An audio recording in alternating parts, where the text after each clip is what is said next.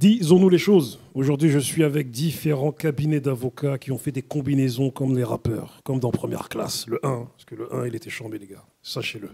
Je suis avec monsieur Nabil à ma gauche. Comment vas-tu? Très bien, merci. Ça va? Ça va très bien. Monsieur Alassane, comment vas-tu? Ça va très bien, Boubacar. Merci de nous avoir invités. Merci à toi d'être venu.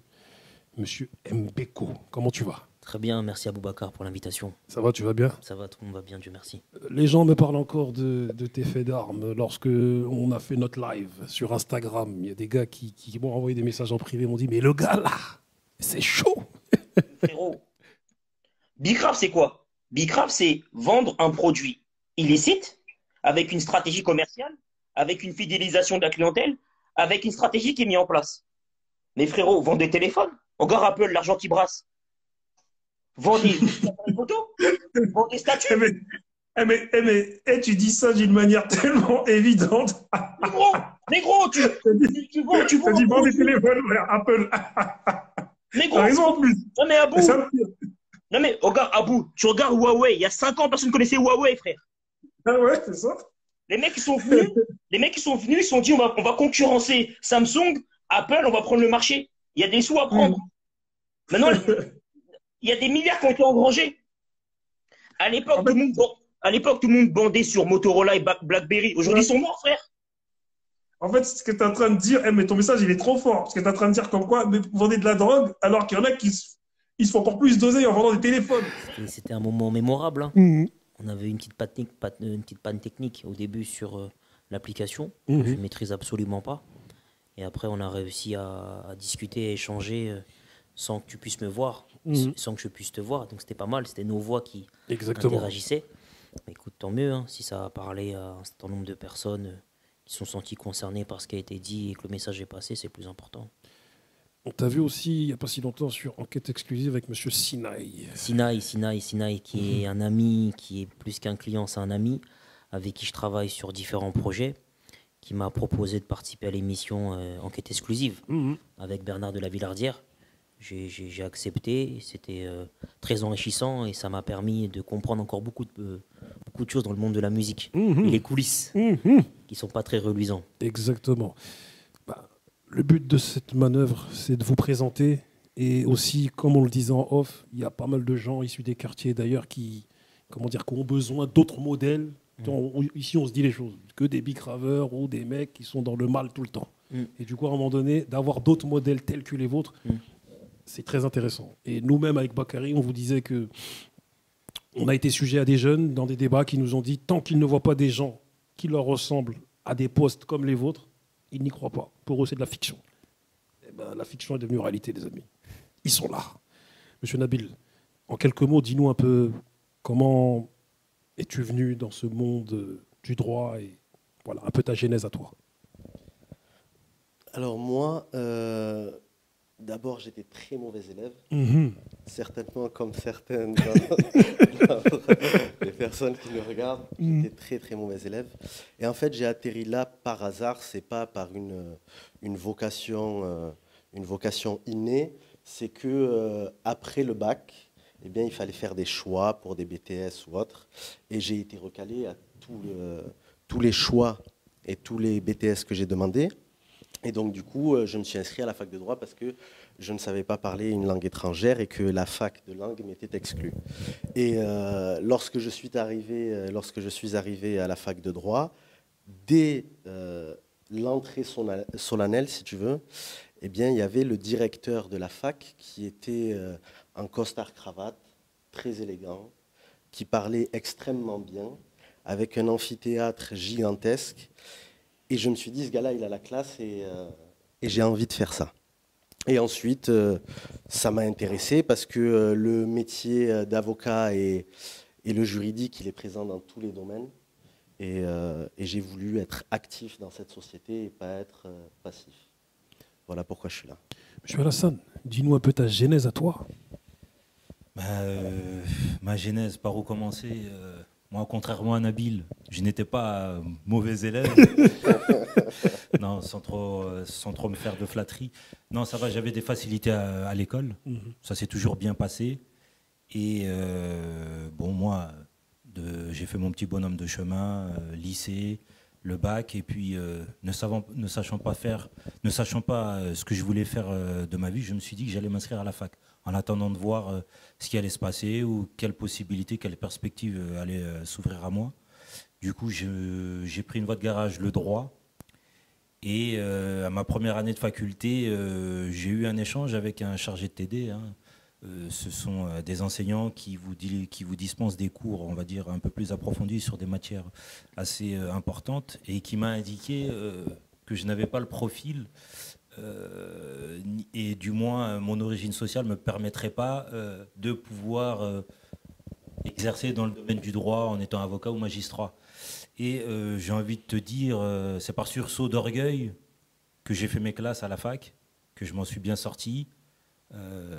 Mon diplôme d'avocat en poche, je ne savais pas que faire, je te l'avoue.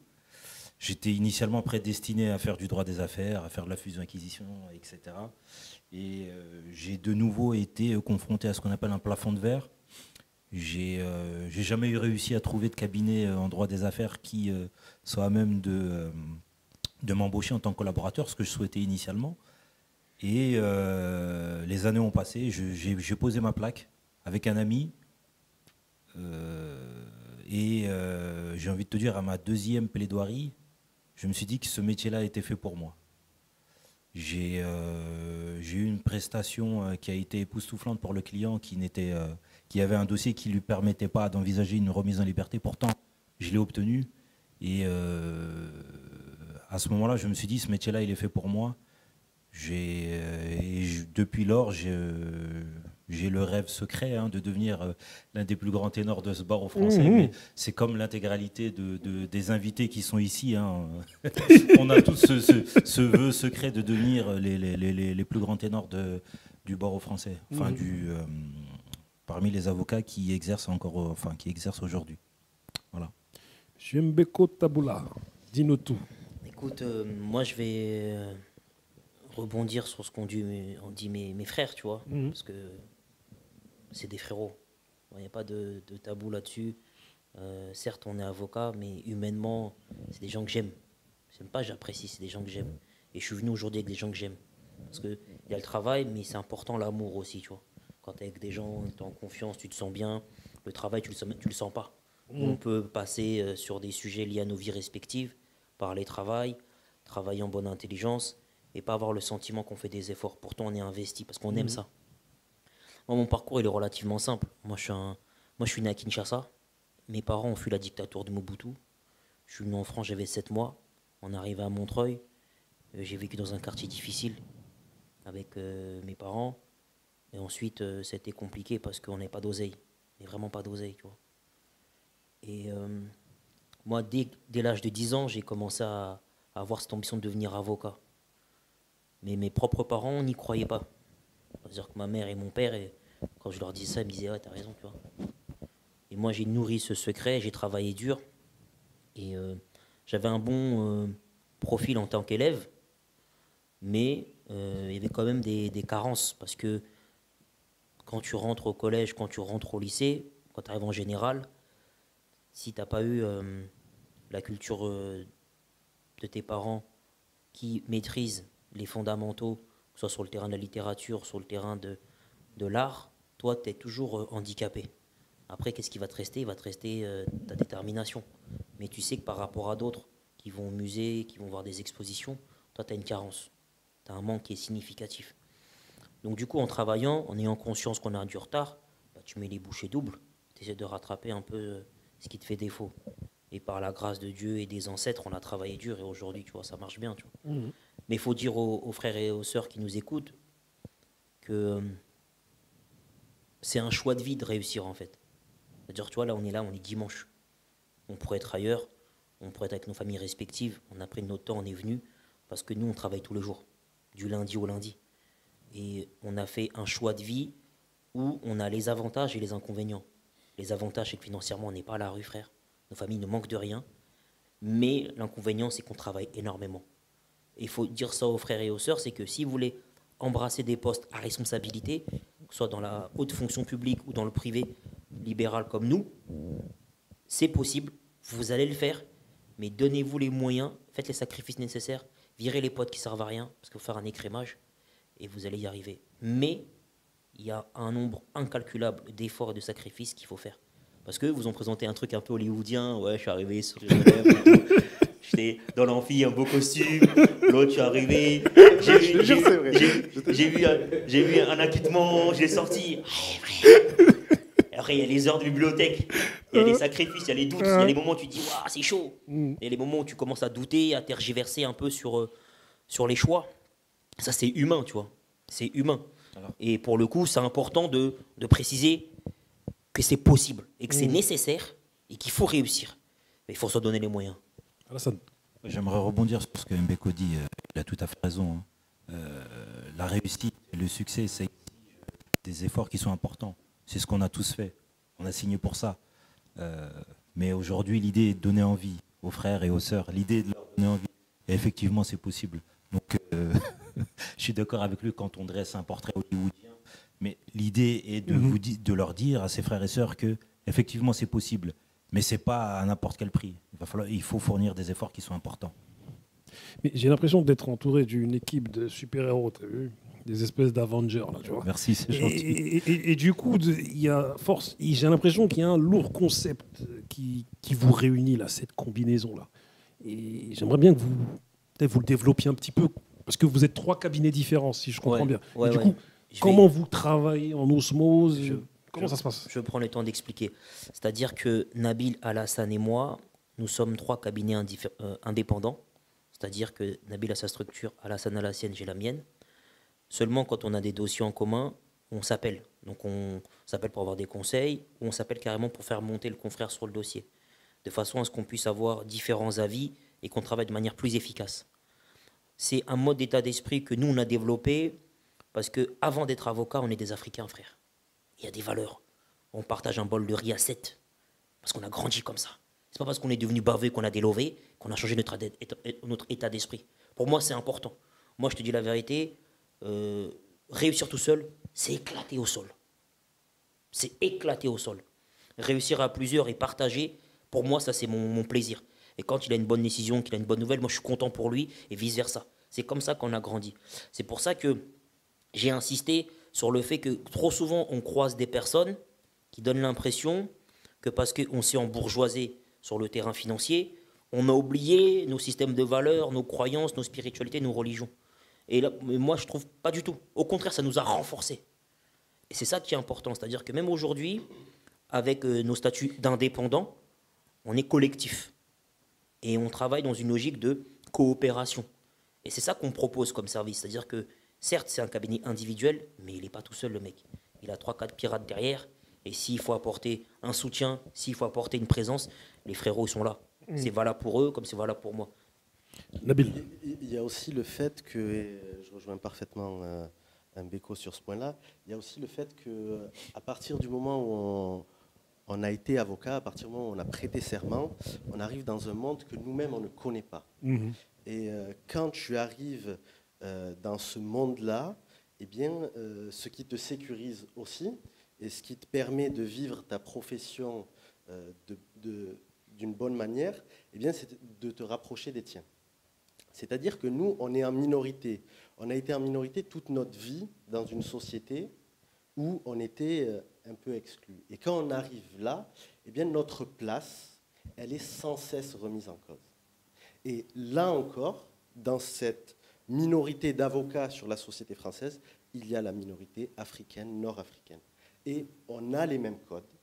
Ça veut dire que nous, on maîtrise, on est un intermédiaire, si tu veux, entre nos clients, avec qui on a grandi, et une institution judiciaire qui ne connaît rien d'eux. Et nous, on fait partie des seuls avocats qui maîtrisons les codes des uns et des autres.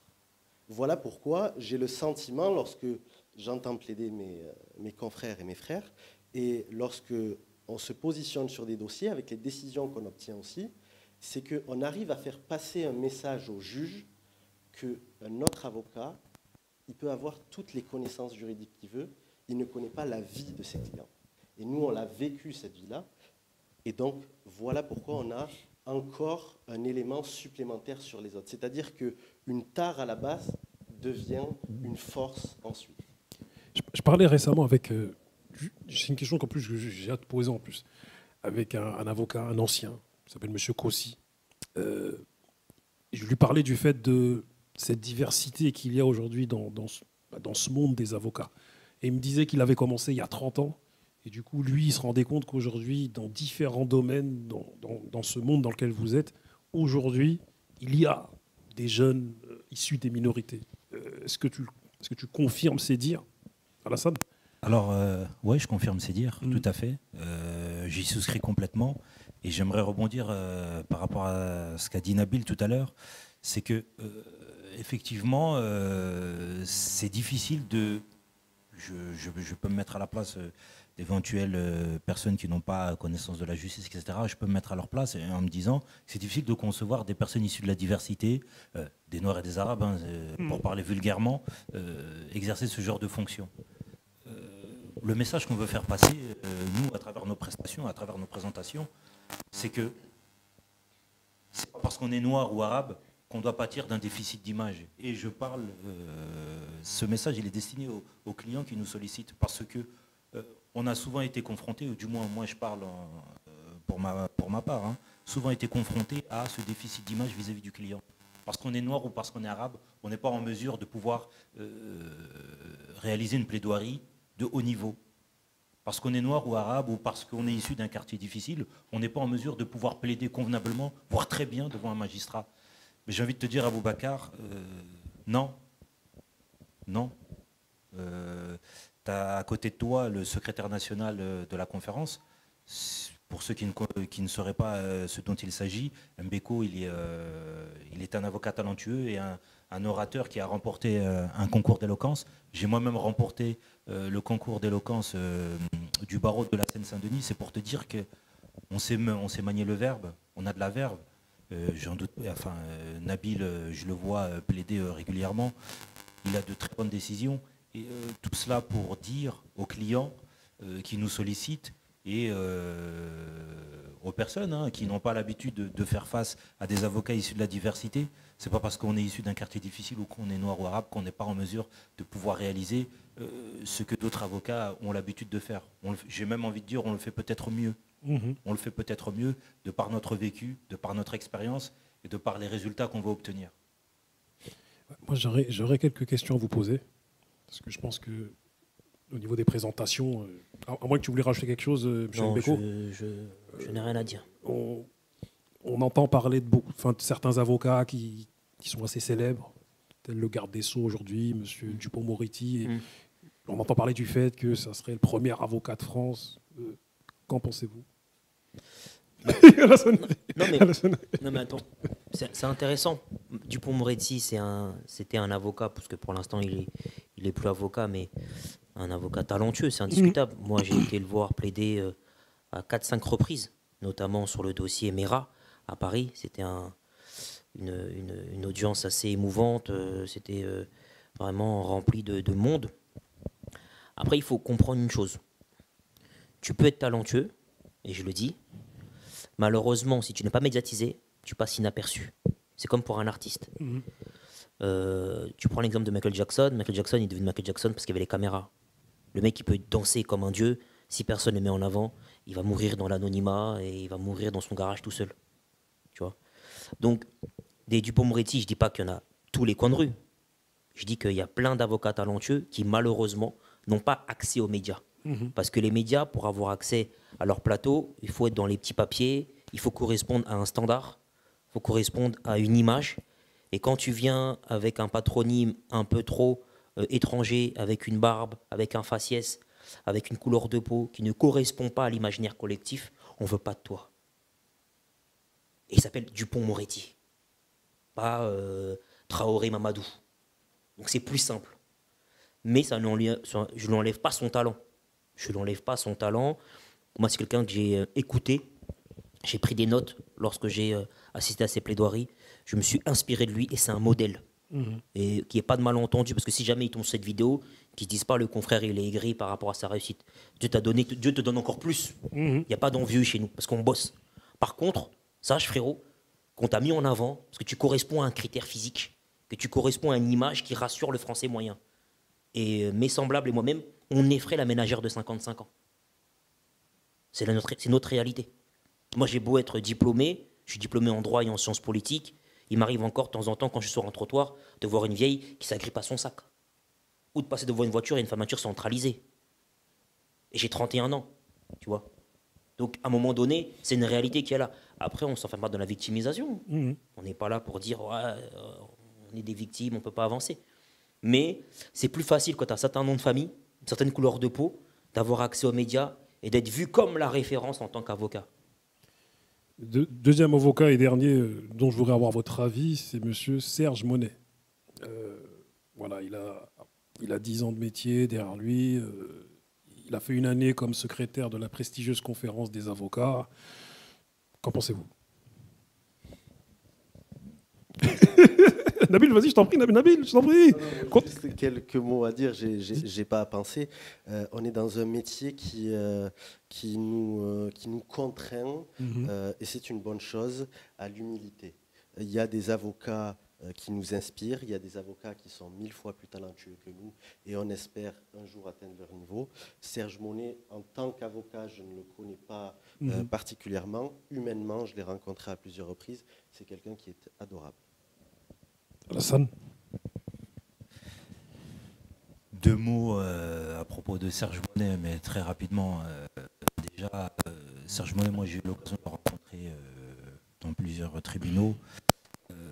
C'est un bon avocat, c'est un bon orateur. J'ai même envie de dire un très bon avocat.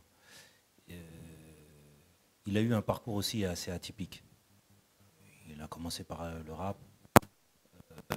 Il a eu une belle reconversion.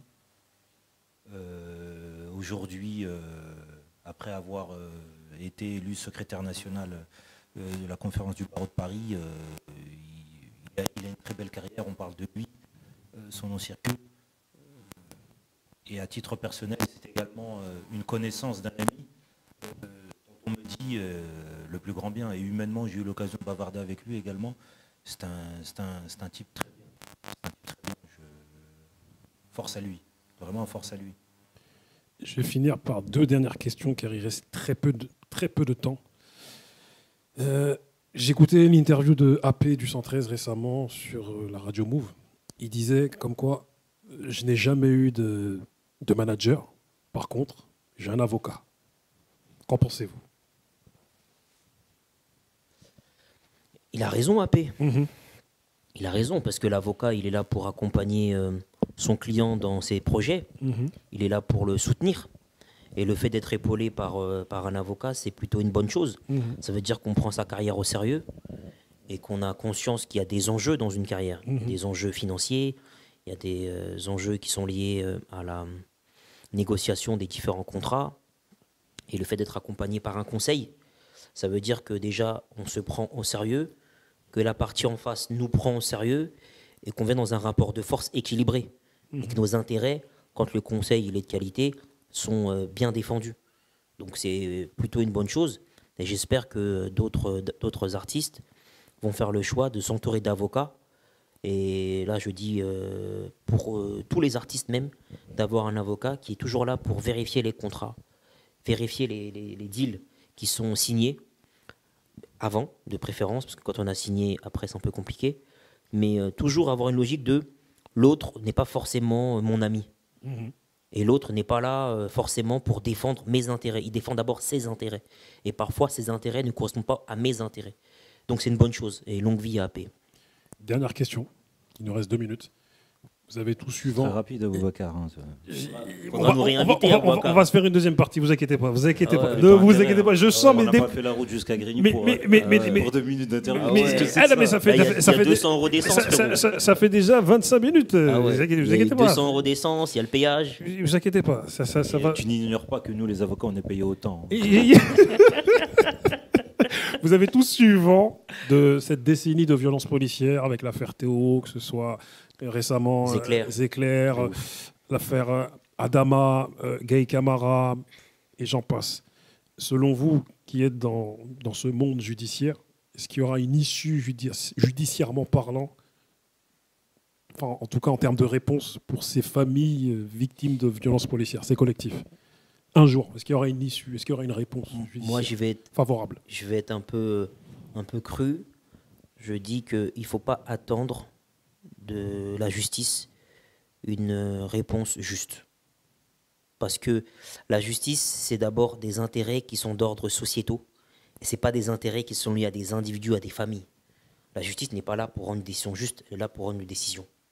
Et la décision, elle doit à la fois pas déplaire aux policiers, pas trop déplaire à l'opinion publique, et nécessairement, elle sera toujours en deçà de ce que la famille attend. Donc déjà, je pense qu'il ne faut pas attendre la justice pour faire son deuil, il ne faut pas attendre la justice pour tourner la page. Et après, y en a qui croient en Dieu, d'autres qui ne croient pas en Dieu. Chacun arrive à avoir sa béquille existentielle. Mais la plupart des gens, ils souffrent parce qu'ils attendent beaucoup trop de la justice. Aboubacar, très brièvement.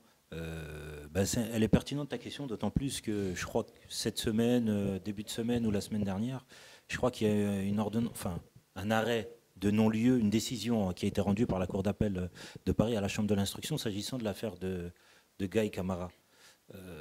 Et qui est venu confirmer l'ordonnance de non-lieu du juge d'instruction s'agissant de la plainte qui avait été déposée par la famille de M. Gaï Camara. Toutes mes condoléances déjà à la famille du défunt, ça c'est la première chose. Je n'imagine pas la peine qui peut être la leur à l'heure actuelle, bien que les années aient passé. J'imagine qu'on n'a toujours pas pu faire le deuil de la perte d'un être qui leur était cher. Très brièvement, il y a eu une contre-expertise indépendante qui avait été sollicitée et versée au dossier de cette procédure. Je ne suis pas dans ce dossier, hein, je lis la presse comme tout un chacun. C'est simplement aujourd'hui une décision qui a été rendue qui, à mon sens, pour la famille du défunt, est injuste, puisqu'on a une expertise qui a été rendue et qui est tout à fait indépendante. Mais je suis désolé d'être redondant, mais une expertise vient nous dire que les tirs qui ont été ceux des policiers, du moins le tir qui a tué Gaï Camara, n'est pas compatible avec les déclarations qui ont été ceux du policier. Et ça pose un problème.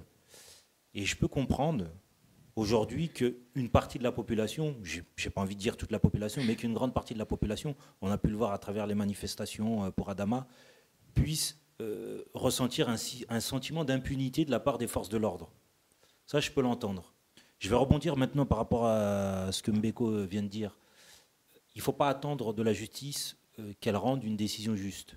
J'ai envie de vous dire, la justice, c'est une vieille femme. Elle entend mal et elle voit très mal. C'est vrai, hein, c'est une réalité, on est dans ce domaine-là. On sait que parfois, des erreurs judiciaires peuvent être commises. Et il y en a beaucoup qui sont commises. Le seul conseil que je peux donner, c'est qu'il faut s'armer de patience, de courage. Et ne pas relâcher ses efforts. Au contraire, il faut redoubler d'efforts.